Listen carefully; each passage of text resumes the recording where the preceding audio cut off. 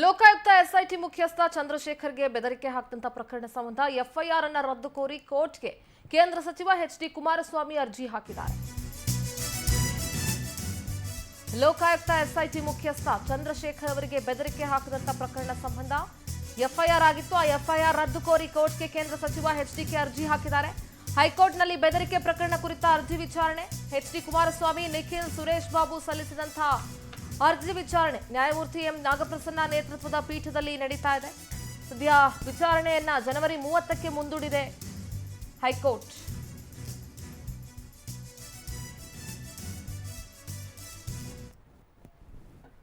ನಮ್ಮ ಪ್ರತಿನಿಧಿ ಶಶಿಧರ್ ದೂರವಾಣಿ ಸಂಪರ್ಕದಲ್ಲಿ ಜಾಯ್ನ್ ಆಗಿದ್ದಾರೆ. ಶಶಿಧರ್, ಸದ್ಯ ಎಫ್ಐಆರ್ ಅನ್ನ ರದ್ದು ಕೋರಿ ಹೈಕೋರ್ಟ್ಗೆ ಏನು ಕೇಂದ್ರ ಸಚಿವ ಎಚ್.ಡಿ. ಕುಮಾರಸ್ವಾಮಿ ಅರ್ಜಿ ಸಲ್ಲಿಸಿದ್ರು, ಅರ್ಜಿ ವಿಚಾರಣೆ ಮುಂದಕ್ಕೆ ಹೋಗಿದೆ, ಜನವರಿ 30ಕ್ಕೆ ಹಾಕಿದ್ದಾರೆ. ಸದ್ಯದ ಮಾಹಿತಿ ಇಂದ್ರ ಎಚ್.ಡಿ. ಕುಮಾರಸ್ವಾಮಿ ಅವರು ಮೊದಲನೇ ಬಾರಿ ಮುಖ್ಯಮಂತ್ರಿಗಳಾದಾಗ ಜಂತಕಲ್ ಮೈನಿಂಗ್ಸ್ಗೆ ಎಲ್ಲ ಒಂದ್ ಕಡೆ ಅನುಮತಿಯನ್ನ ಕೊಟ್ಟು ಒಂದಷ್ಟು ಆರೋಪಗಳಿತ್ತು. ಅದು ಸಂಬಂಧಪಟ್ಟಂತೆ ಲೋಕಾಯುಕ್ತದಲ್ಲೂ ಕೂಡ ಅವ್ರ ವಿರುದ್ಧ ಎಫ್ಐಆರ್ ಕೂಡ ದಾಖಲಾಗಿತ್ತು. ಆ ಎಫ್ಐಆರ್ ಆಗಿ 13 ವರ್ಷಗಳಾಗಿದ್ರು ಕೂಡ ಆ ಎಫ್ಐಆರ್ ಪ್ರತಿ ಮತ್ತೆ ಅದಕ್ಕೆ ಸಂಬಂಧಪಟ್ಟಂತ ಸಾಕ್ಷಿಗಳು ಕೂಡ ಹೊರಗಡೆ ಬಂದಿಲ್ಲ.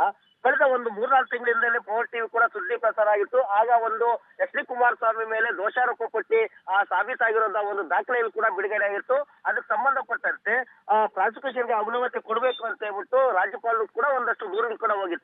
ಈ ಒಂದು ದಾಖಲೆಗಳನ್ನ ಎಲ್ಲ ಒಂದ್ ಕಡೆ ಚಂದ್ರಶೇಖರ್ ಅವರೇ ನನ್ನ ವಿರುದ್ಧ ಎಲ್ಲ ನೀಡಿದ್ದಾರೆ ಅಂತ ಹೇಳ್ಬಿಟ್ಟು ಎಚ್.ಡಿ. ಕುಮಾರಸ್ವಾಮಿ ಅವರು ಕೂಡ ಗಂಭೀರ ಆರೋಪವನ್ನ ಚಂದ್ರಶೇಖರ್ ಅವ್ರ ಮೇಲೆ ಮಾಡಿದ್ರು.